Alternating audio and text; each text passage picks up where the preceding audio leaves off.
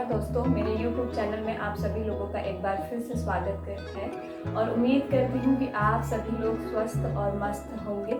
तो आज मैं आपसे लेकर आई हूँ अपना 4th एपिसोड। जो आज का एपिसोड है उसका विषय है सूर्य नमस्कार। जी हाँ, सूर्य नमस्कार। आप सभी लोगों ने सूर्य नमस्कार के बारे में ज़रूर सुना होगा और काफ़ी सारे लोग ऐसे होंगे जिन्होंने YouTube के माध्यम से या फिर अपने अध्यापक, टीचर, योगा इंस्ट्रक्टर के माध्यम से सूर्य नमस्कार को किया होगा, उसके बेनिफिट्स जाने होंगे, किस तरह से करते हैं उनके बारे में आपने ज़रूर जाना होगा, पढ़ा होगा और सीखा होगा। लेकिन मैं आज आप सभी लोगों के सामने सूर्य नमस्कार लेकर आ रही हूँ।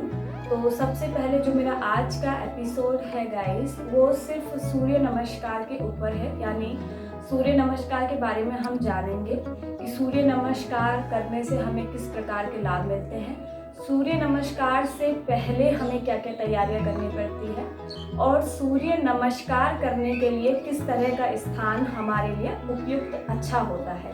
यानी ऐसा स्थान जिस पर हम सूर्य नमस्कार करें या जहाँ पर हम सूर्य नमस्कार करें तो हमें बेनिफिट मिल सके सन सैल्यूटेशन यानी सूर्य नमस्कार का। तो चलिए आइए शुरू करते हैं सूर्य नमस्कार के ऊपर बातें। तो सबसे पहले हम बात करते हैं सूर्य नमस्कार का मतलब क्या है।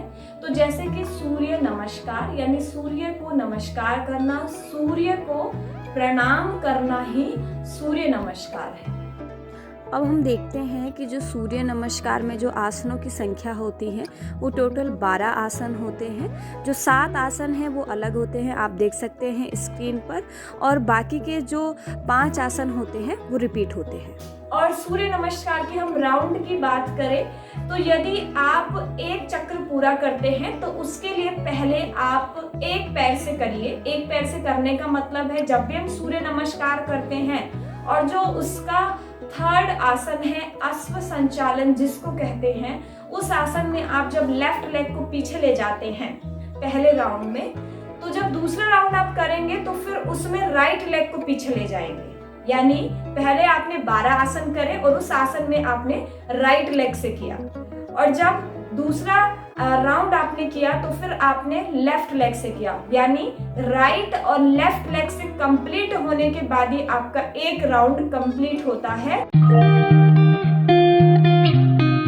अब हम बात करते हैं कि सूर्य नमस्कार के लिए कौन सी जगह उचित है और शुरू में हमें किस तरह से इसका अभ्यास करना चाहिए, कैसी जगह पे इसका अभ्यास करना चाहिए। तो सबसे पहले आपको क्या करना है, सुबह का समय निर्धारित करना है, क्योंकि जो सूर्य नमस्कार करने का सबसे अच्छा समय है वो होता है सूर्य उदय का समय, सुबह का समय, जब सूर्य की रोशनी आपके मुख पर लगे, यानी आपका फेस सन की तरफ होना चाहिए। उस समय आप इसका अभ्यास कर सकते हैं। दूसरा, आप इवनिंग में यानी सूर्यास्त के समय, जब सूर्य बिल्कुल अपनी मंद रोशनी में होता है, उसकी किरणें बहुत मंद होती हैं अस्त के समय, तो उस समय भी आप इसका अभ्यास करके इसका बेनिफिट उठा सकते हैं, लाभ उठा सकते हैं। सूर्य नमस्कार के जो लाभ हैं वो इस प्रकार से हैं, लेकिन इससे पहले मैं आपको बताऊंगी ईड़ा, पिंगला और सुषुम्ना नाड़ी के बारे में। हमारी 3 जो मुख्य नाड़ियां होती हैं वो ईड़ा, पिंगला और सुषुम्ना होती हैं। ईड़ा नाड़ी हमारे लेफ्ट साइड होती है, यानी आप समझिए आपका लेफ्ट नोस्टल सिंबल है मून के, और जो राइट नोस्टल है वो सिंबल है सन का। तो ये है पिंगला नाड़ी राइट साइड, और लेफ्ट साइड ईड़ा नाड़ी, है ना। तो पिंगला मतलब सूर्य और पिंगला मतलब इसको याद रखने का कि पिघलने वाला, है ना। तो ईड़ा और पिंगला, और जो इसके बीच में ठीक होती है वो होती है सुषुम्ना नाड़ी। तो ईड़ा, पिंगला और सुषुम्ना, ये 3 नाड़ियां होती हैं। तो जब सूर्य नमस्कार हम करते हैं तो जो सूर्य नमस्कार का प्रतिनिधित्व करता है वो है हमारा पिंगला नाड़ी। और जब हम सूर्य नमस्कार रोज इसका अभ्यास करते हैं तो उसका लाभ क्या होता है, जो पिंगला नाड़ी है उसकी संरचना या उसका काम बहुत अच्छे से होने लगता है, एक्टिवेट होने लगती है हमारी पिंगला नाड़ी, और उसके एक्टिवेट होने से हमारी मानसिक बुद्धि बढ़ती है, हमारा कंसंट्रेशन पावर बढ़ता है, हमारे शरीर का विकास होता है। दूसरा, यदि आप सूर्य नमस्कार का आध्यात्मिक लाभ पाना चाहते हैं तो आप सूर्य नमस्कार का 3 से 12 राउंड कीजिए, 12 चक्र, 3 से 12 चक्र करेंगे आप।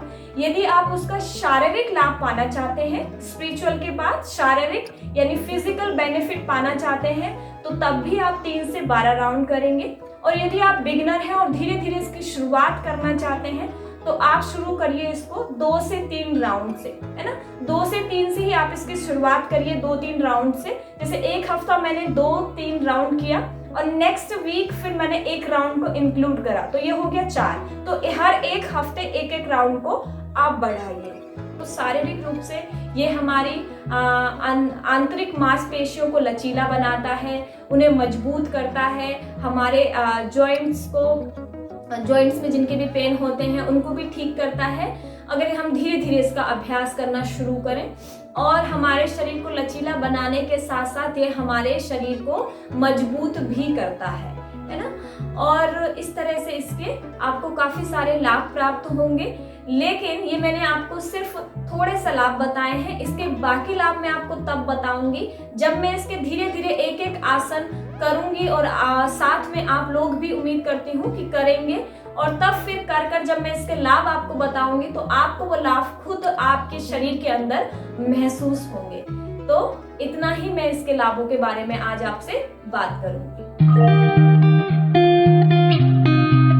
सूर्य नमस्कार के प्रिकॉशन, यानी जब हम सूर्य नमस्कार करते हैं तो हमें किन किन सावधानियों का ध्यान रखना चाहिए, यानी हमारे लिए किस किस अवस्था में सूर्य नमस्कार नहीं करना चाहिए।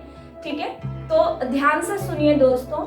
यदि आपको फीवर है, आपके बॉडी में स्वेलिंग है, आपको शरीर में सूजन है और आपके शरीर में कहीं पर भी किसी तरह का घाव है, फोड़ा है, फुंसी है, तो उस स्टेज में आप सूर्य नमस्कार का अभ्यास न करें। और यदि हाँ आपके शरीर में एलर्जी है, लाल लाल कलर के आपके चकत्ते बने हुए हैं, तो उस समय भी आप सूर्य नमस्कार का अभ्यास ना करें। ठीक है। और दूसरा, यदि आपको हार्ट डिजीज है, कहने का मतलब है यदि आपको पहले कभी हार्ट स्ट्रोक आया है, हार्ट अटैक आया है, तो आप उस स्थिति में भी ना करें, क्योंकि सूर्य नमस्कार करने से जो ब्लड सर्कुलेशन है उसका स्त्राव थोड़ा तेज हो जाता है हमारी रक्त वाहिनियों में, और जिससे फिर आपको प्रॉब्लम हो सकती है। तो आप सूर्य नमस्कार ना ही करें, और करें तो किसी टीचर के निरीक्षण में करें। और एक और मैं प्रिकॉशन की बात करती हूँ फीमेल्स के लिए। यदि आप मेंस्ट्रुएशन साइकिल में चल रहे हैं, पीरियड्स के समय है, तो जैसे ही आपके पीरियड्स की शुरुआत होती है तो आपको क्या करना है, इसको आपको नहीं करना है, शुरुआत के दिनों में आपको नहीं करना है।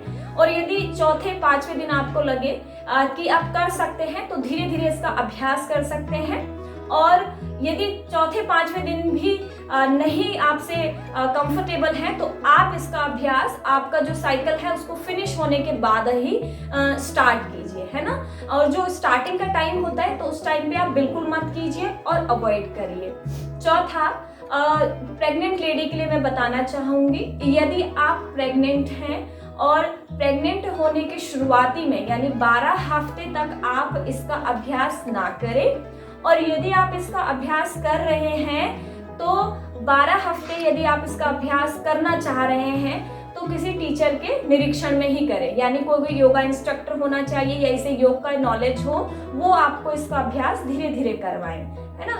और लेकिन जब पोस्ट प्रेग्नेंट हो जाते हैं, यानी प्रेग्नेंट होने के बाद आपका बेबी हो जाता है, आफ्टर बेबी आप 40 दिनों के बाद इसका अभ्यास कर सकते हैं। उससे जो आपकी पेल्विस मसल्स है ना वो स्ट्रॉन्ग होना, मजबूत होना शुरू हो जाएंगे। तो इसलिए पोस्ट प्रेगनेंसी के 40 दिनों बाद आप इसका अभ्यास कर सकते हैं, लेकिन धीरे धीरे ही आप इसकी अभ्यास कीजिए, धीरे धीरे ही आप अपने राउंड को हर हफ्ते बढ़ाइए, है ना।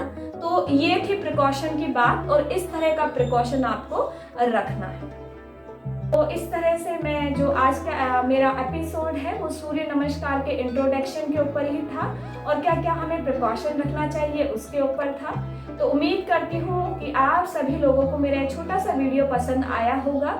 यदि आपका कोई भी क्वेश्चन है रिगार्डिंग सन सैल्यूटेशन या योगा या आपके शरीर से संबंधित, तो आप मुझे कमेंट बॉक्स में कमेंट ज़रूर कीजिए।